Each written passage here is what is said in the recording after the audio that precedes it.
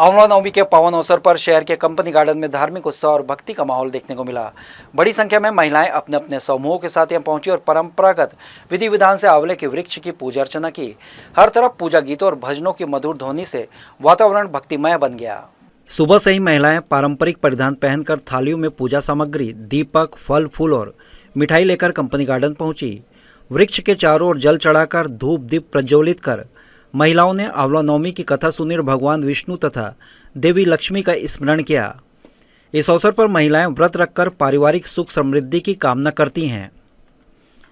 हरि ओम नमो नारायण, ओम नमो नारायण,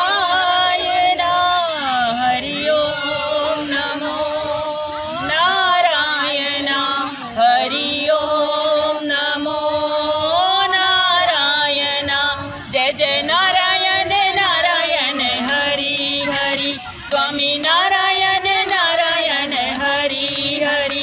आंवला नवमी को धर्म ग्रंथों में अत्यंत पवित्र दिन माना गया है। मान्यता है कि इस दिन आंवले के वृक्ष की पूजा करने से सभी पापों का नाश होता है और सौभाग्य की प्राप्ति होती है। महिलाएं अपने परिवार की खुशहाली और संतान की दीर्घायु के लिए विशेष रूप से व्रत करती हैं।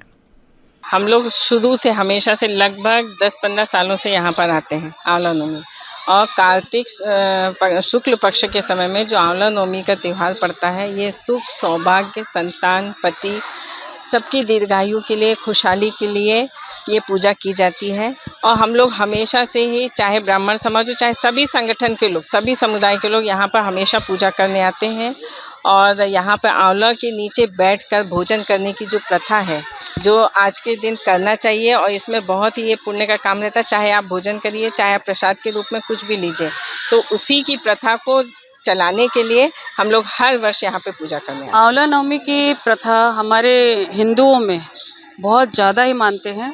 कहते हैं कि आंवला के वृक्ष में भगवान विष्णु और भोले बाबा दोनों का निवास होता है, और लक्ष्मी जी उसी प्रसन्नता को निभाने के लिए वहाँ पूजा की थी।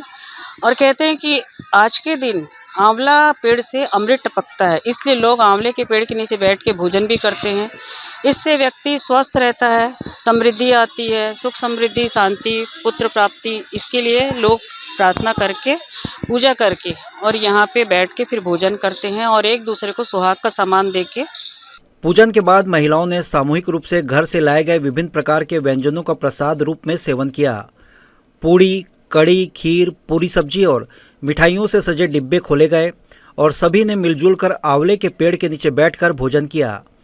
इस दौरान आपसी मिलजोल और हंसी खुशी का माहौल पूरे गार्डन में छाया रहा।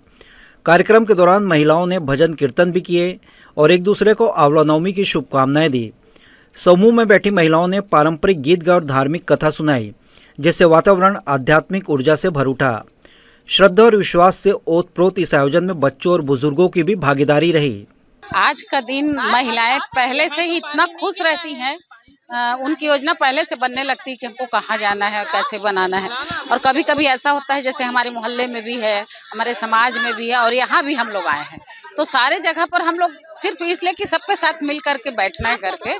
और मेन जो महिलाएं ही हैं, वो अपने पूरे परिवार के लिए ये सब कर सकती है। आंवला नवमी पर कंपनी गार्डन में हुई इस सामूहिक आयोजन ने धार्मिक आस्था के साथ साथ सामाजिक एकता का भी संदेश दिया।